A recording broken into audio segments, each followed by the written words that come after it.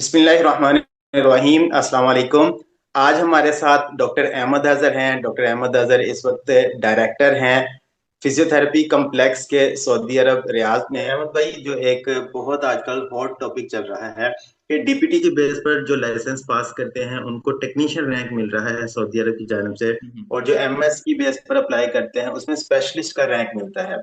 तो इस हवाले से आपकी एक्सपर्ट ओपिनियन हमें जाननी है, इसमें कितना डिफरेंस है, और जो लोग डीपीटी के बाद आना चाहते हैं उनके लिए क्या अपॉर्चुनिटीज है, और एमएस के बाद कितने ज्यादा चांसेस हैं ग्रो करने के। ठीक है। असल में सर इन्होंने ये रिसेंटली पॉलिसी चेंज की है साउथ ईस्ट एरिया के, जो एशिया के, इन्होंने पॉलिसी चेंज की है। और असल में ये चूंकि बहुत सारे कॉलेजेस को लेके, क्वालिटी को लेके इन्होंने ये पॉलिसी चेंज की है। और ये एक्चुअली अपनी क्वालिटी को इन्हांस करना चाह रहे हैं। और इट्स मेरे नज़दीक ये बड़ी अच्छी पॉलिसी है। उसमें उन्होंने ये परमानेंटली टेक्नीशियन का नहीं किया। वो ऐसे कि अगर ओके। आपको डीपीटी के बाद टेक्नीशियन का रैंक है, यहाँ पे आके आप 5-6 महीने क्या आपका एक्सपीरियंस लेटर है, उसके बाद आप स्पेशलिस्ट हैं। It's okay. On the other way, it's the same. अगर आप 6 महीने का एक्सपीरियंस लेटर है, आप अपग्रेड करें अपना रैंक, अपना एक्सपीरियंस लेटर करें, वो ऑलरेडी सारा कुछ आपके online MO ministry of interior से आपके सारे डॉक्यूमेंट्स ऑलरेडी लिंक्ड होते हैं। तो वो खुद ही ऑनलाइन ही जबरदस्त। अपडेट हो जाएगा। ये तो आपने बहुत जबरदस्त बात बता दी, क्योंकि अवेयरनेस की कमी नहीं है, और ये मेरे इल्म में भी नहीं था। इस हम्म। पे तो हम बाकायदा एक अलग से वीडियो भी बना सकते हैं, और हाँ इससे ठीक है। बहुत। बल्कि अभी रिसेंटली एक फीमेल फिजियो थी, पाकिस्तान से ही है वो। तो वो जी। इधर ऑलरेडी टेक्नीशियन के रैंक पे ही है। तो वो पूछ रही थी, वो already she is in the process to convert the rank to the specialist. So okay. I hope so, क्योंकि 6 महीने का आई थिंक एक्सपीरियंस हो गया उनका। तो यही हम्म। 2-3 महीने तक यानी कि उनका अपग्रेड हो जाएगा। I am not sure about exactly it's the 5 months और 6 मंथ्स, लेकिन यही 6-7 माह का या 6 माह का फिगर इसमें के बाद। एक और जानने वाली है, उन्होंने पहले डीपीटी की बेस पर टेक्नीशियन रैंक पर काम भी किया सऊदी अरब में, और उसके बाद फिर उन्होंने एमएस किया, और एमएस के बाद उन्होंने अपना सारा प्रोसेस मुकम्मल किया स्पेशलिस्ट के रैंक के लिए। तो एक तो हम्म। वो रूट है कि आप हाँ वो डीपीटी रूट के भी है। बाद, हम्म। और लेकिन ये एक्सपीरियंस वाला रूट ये आपने नया बताया है, और डेफिनेटली इससे बहुत लोगों को फायदा होगा।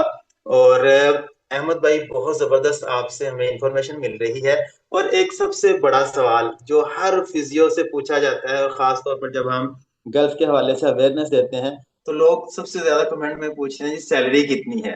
तो हाँ। सैलरी के हवाले से मुझे आपका वो मशवरा याद है, जिसकी बेस पर डॉक्टर इरफान सऊदी अरब में पहुंच गए थे। तो मैं चाहता हूं कि वो हमारे जानने वालों तक भी बात पहुंचनी चाहिए। सैलरी की एक रेंज बता दीजिए, और उसके साथ में मैक्सिमम और मिनिमम का आइडिया हो जाएगा। और इसके हम्म। अलावा सैलरी के वाले से जो सीक्रेट है आपके पास, वो लाजमी शेयर करिए।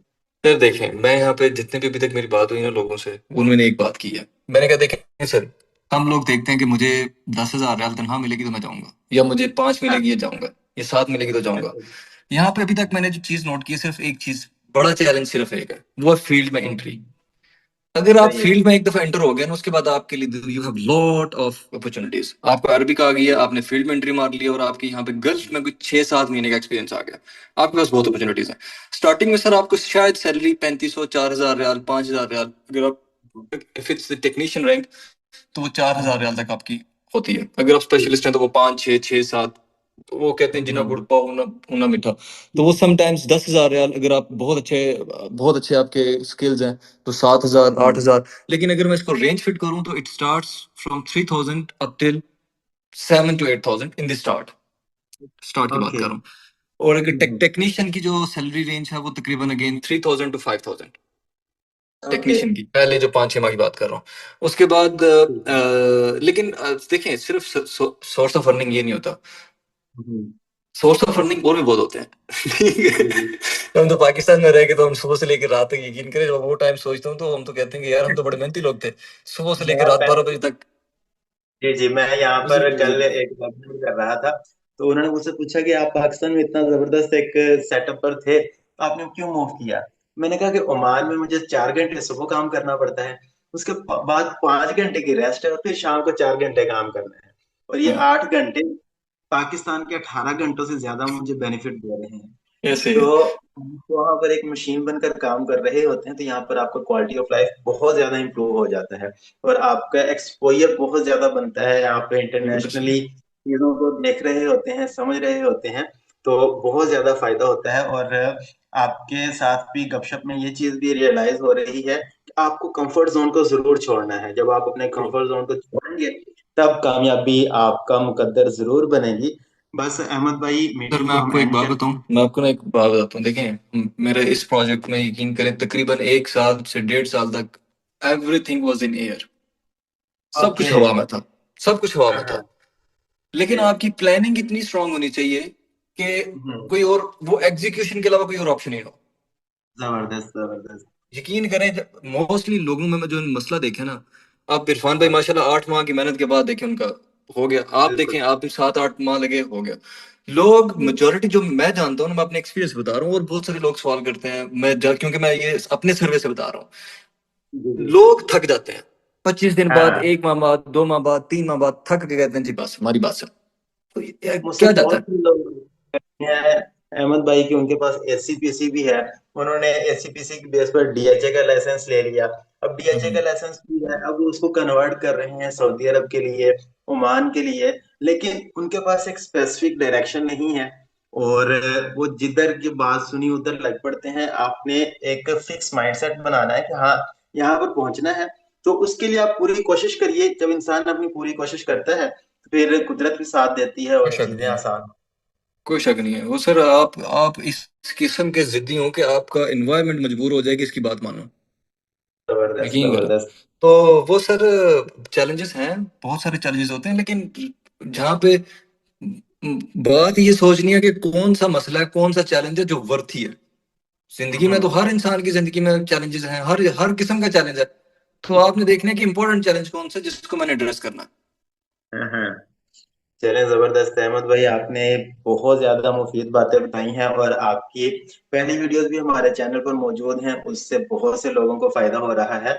और इंशाल्लाह मैं उम्मीद करता हूँ कि इस वीडियो से भी बहुत से लोगों को फायदा होगा, बहुत सी जिंदगियां तब्दील होंगी। और आपसे बात करके जो एक पॉजिटिव वाइब मिल रही है, जो एक मोटिवेशन मिल रही है, कि हमने ये बातें किताबों में पढ़ी थी कि आपने जिंदगी के अंदर लॉ ऑफ अट्रैक्शन को अप्लाई करना है। और आपकी बातें सुनकर सेम वही लग रहा था कि आपने चीजों को इतना शिद्दत से चाहना है कि पूरी कायनात आपको उनसे मिलाने में लग जाए। सर बल्कि आप तो इधर रुके रुके जरा, मैं बल्कि भी आज दिन को, क्योंकि मैं और कुछ प्रोजेक्ट्स पे काम कर रहा हूँ, ये देखें, क्योंकि हाँ, आई एम थोड़ा मोर कैमरे के ओल्ड स्कूल, सामने, आई थोड़ा एम सा मोर ओल्ड कैमरे के स्कूल। सामने। ओके, ये मेरे, ये सारे मेरे प्लान, ओके, वेरी गुड। कि किस तरह की चीजें किधर को किस किस तरफ लेके जानी है।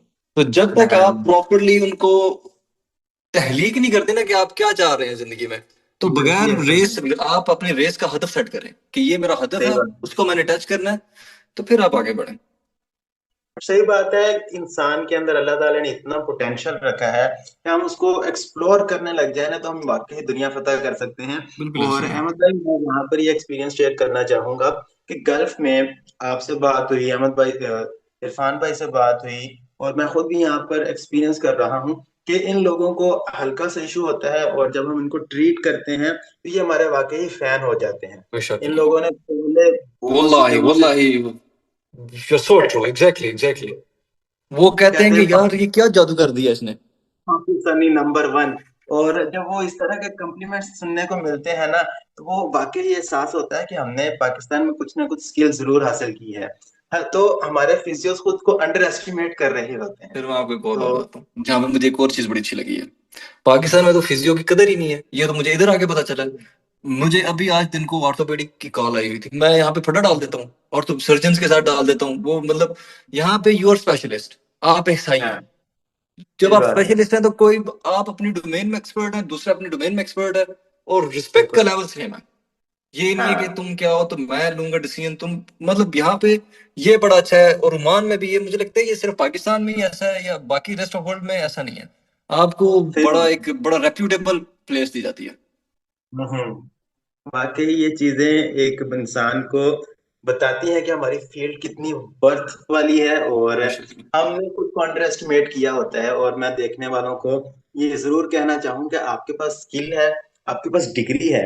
जस्ट आप एक प्रोसेस मुकम्मल कीजिए, जो लाइसेंस का एक प्रोटोकॉल है उसको मुकम्मल कीजिए, और अपने आप को चैलेंज दीजिए, और कोई शक आप नहीं। बहुत अच्छी जगह पर पहुंचेंगे, और आपका मुस्तकबिल बहुत ज्यादा शानदार होगा।